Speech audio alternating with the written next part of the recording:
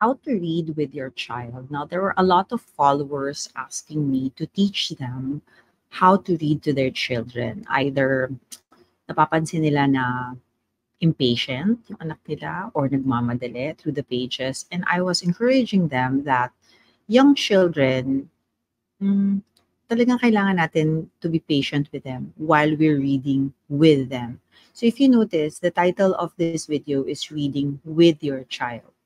It can also be reading to your child, but we want this to be also a bonding experience between you and your child. So, paano po ba magbasa ng libro kasama ng inyong mga anak? So, all right. So, there are different kinds of books for children. And for young children, ang nire-recommend ni Teacher Tina ay yung baby pa lang, mga toddlers. Toddlers like, that you can read to your child kahit newborn sila. You can read to any age, kahit nga po 10 years old na sila or 11 years old or marunong na sila magbasa. Reading is, we want to raise kasi lifelong readers. So it's so nice for a child to hear his parents' voice reading a book with him. It's a very pleasant experience for them, and it's a good bonding activity for you and your child. Not only does it encourage a lifelong reader, but it is also a nice way for you and your child to connect. You know, after a day of work, uwi po kayo, babasahan niyo po siya ng libro, and that's already your quality time with your child. Okay? So pag pumipili po tayo ng libro para sa mga infants and toddlers, I would suggest that you get board books. What is a board book? Lahat po ng pages ay matigas. Papansin niyo kasi mahilig po silang kumagat, pumunit ng libro. So, maganda po ang board books para sa mga maliliit na toddlers. Okay? Also, dapat po ang pinipili nating libro ay appropriate sa edad nila. So, ang suggestion po ni Teacher Tina ay kung ano yung nakikita nilang picture, yun din po yung text. Marami po kasing mga children's books na ang dami-dami ng text, tapos yun pa rin yung picture. The simpler, the better for young children. Dahil po, we also want them to harness their imagination when you're reading to them. Okay?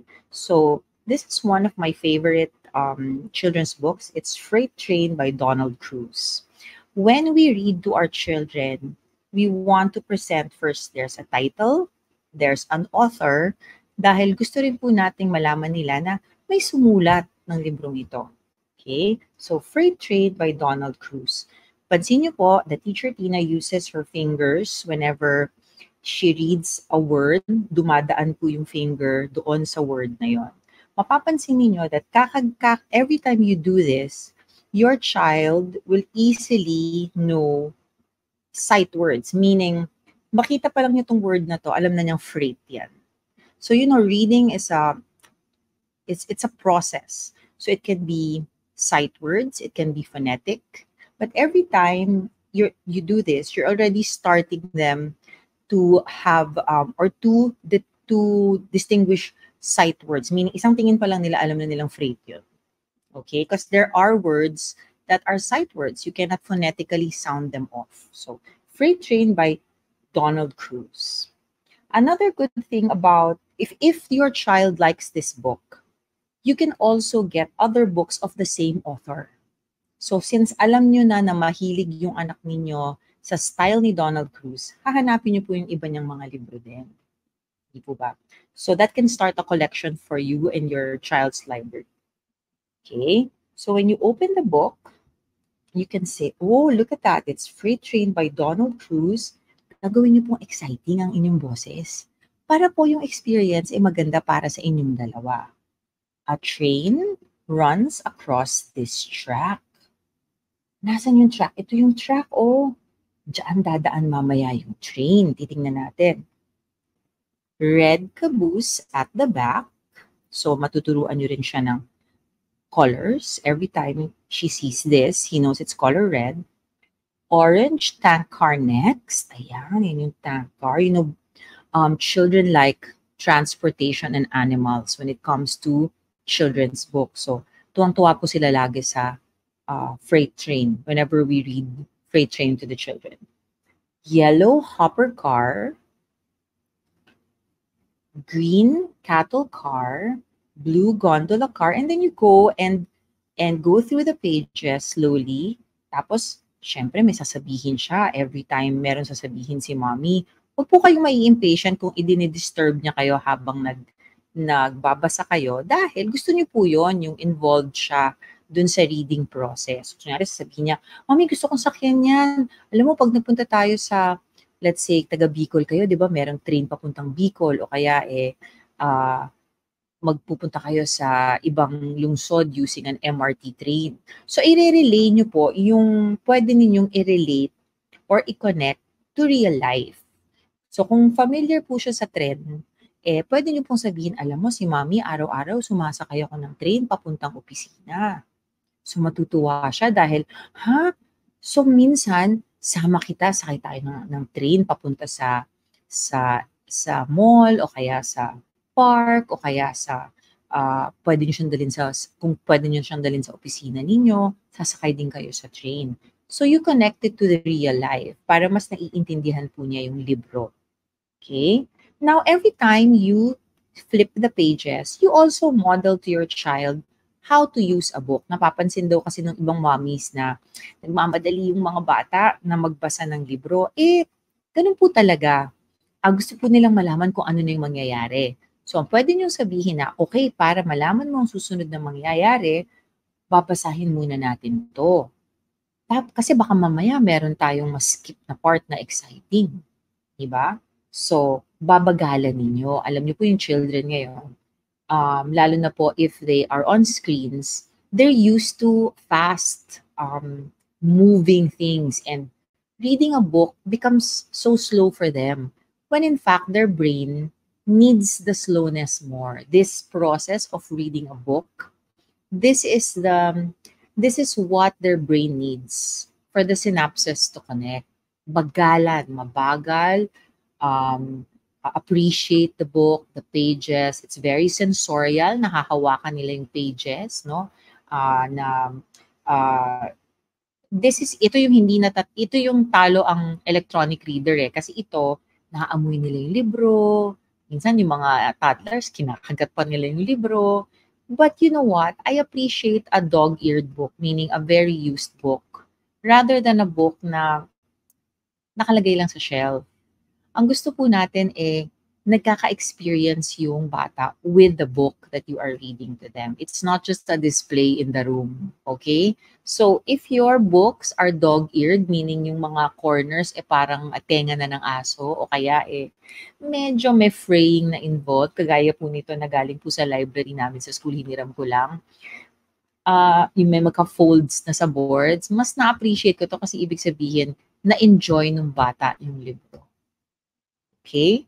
So another favorite of mine is Brown Bear, Brown Bear, What Do You See, by one of our favorite authors, Eric Carle and Bill Martin Jr. Ngayon, ang maganda kay Eric Carle, sa mga libro niya, maganda rin yung art. Very simple yung art. At yun ang gusto natin para sa mga preschool children natin or mga infants and toddlers.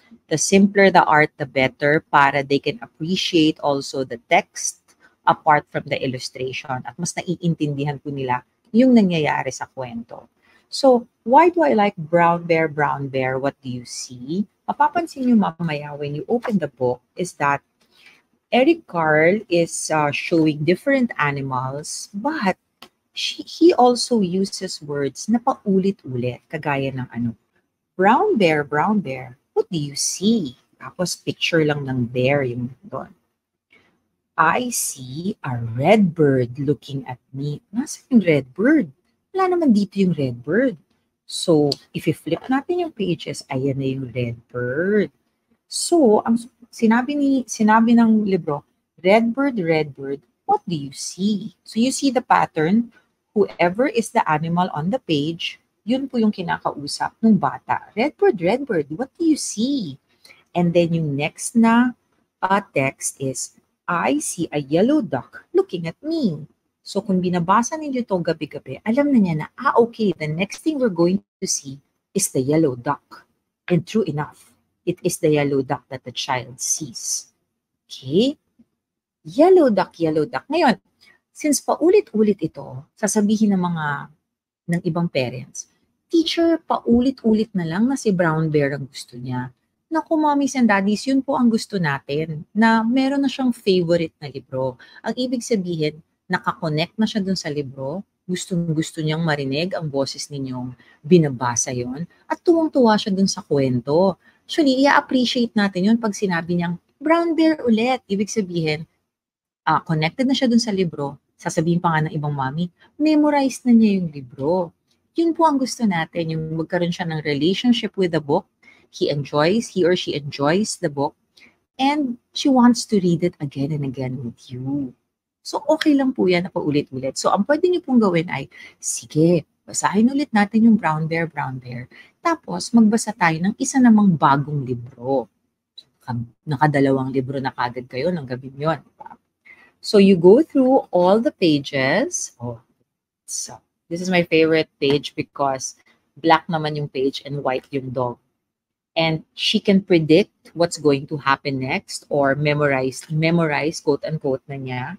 And every time your finger goes through a certain word like I, every time your child sees that, I know that's an I. Because when mommy's finger passes through that, she always says I. And this one also, looking at me. Every time the finger of my mom goes through that, she says me. So that's the word me, right? So nagkakaroon na siya ng sight words na naiintindihan na niya that the text means something, and that is the words, those are the words that you are saying out loud. So ang ganda ng process ng reading with your child because, reading, mommies and daddies, it's not just phonetic. It's not just reading text from a book. It's a whole sensorial experience. And we want your children to be loving this skill or this experience, not just in school, but when you're raising a lifelong learner, she reads all the time for fun, for entertainment, not just for school. Okay? So, gusto po natin natutuwa siya sa mga libro.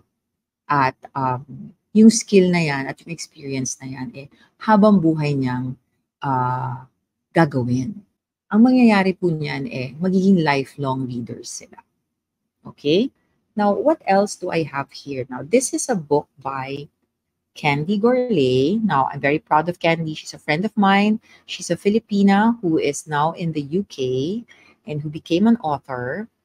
And what we love about Candy, especially about this book, okay, ang gusto natin dito ay, ang pangalan ng libro ay Sirena ba yan? So, di ba nakakatuwa rin yung mga pictures. Sirena ba yan? By Candy Gourlay.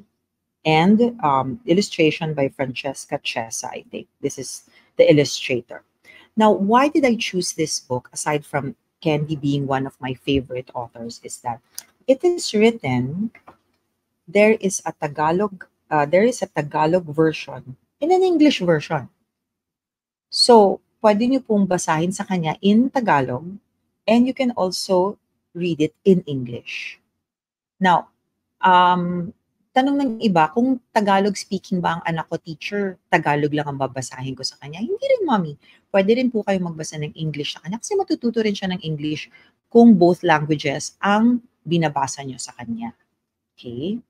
So, what's nice about Candy's book is that not only does it have very nice illustration, it is about a dugong, which is an animal that is known to be an animal from the Philippines.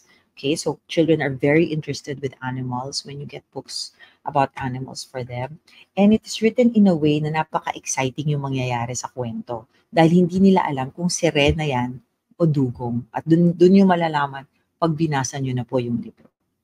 Okay, so that's a few tips on how to read to your child. And if you have questions regarding this, you can put it in the comments of this video and we can release more videos to teach you how to read to your children or to read with your children. But the most important thing, mommy, when you want your child to be lifelong readers is that Do your children see you reading? Do you model the same thing? Mahilig din po ba kayo magbasa? Malaking bagay po yan kung nakikita nila kayong nagbabasa. Kasi mas nagkaka-interest din silang magbasa pag nakikita nila si mommy o si daddy na nagbabasa ng libro. So I hope this video was able to help you. And if you have other questions, you can put it in the comments. I hope you've already liked the page so that you can see more videos in the future.